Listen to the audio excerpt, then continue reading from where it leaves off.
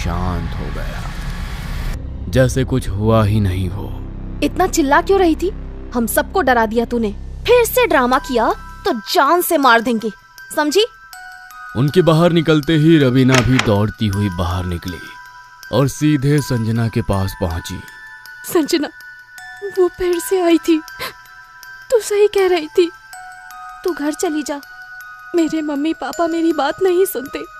उन्हें लगता है मैं बहाने बना रही हूँ। संजना ने तुरंत रवीना की माँ को कॉल किया और पूरी बात बताई। देखो बेटी, हमें पता है रवीना पढ़ाई से भाग रही है। हमें इस बकवास में कोई दिलचस्पी नहीं है। आपकी बेटी खतरे में है, सुन रही है ना आप? फोन कट गया। रवीना की आंखों से फिर आंसू बहने लगे। तू मेरे रूम में रह ले कुछ दिन, मैं अपना मोबाइल ले आऊं बस, फिर चलते हैं। रवीना जैसे ही अपने कमरे में मोबाइल लेने पहुंची, उसकी चीख निकल गई। वही जली हुई औरत। क्या हुआ रवीना? जैसे ही संजना कमरे में दाखिल हुई, दरवाजा खुद ब खुद जोर की आवाज के साथ बंद हो गया।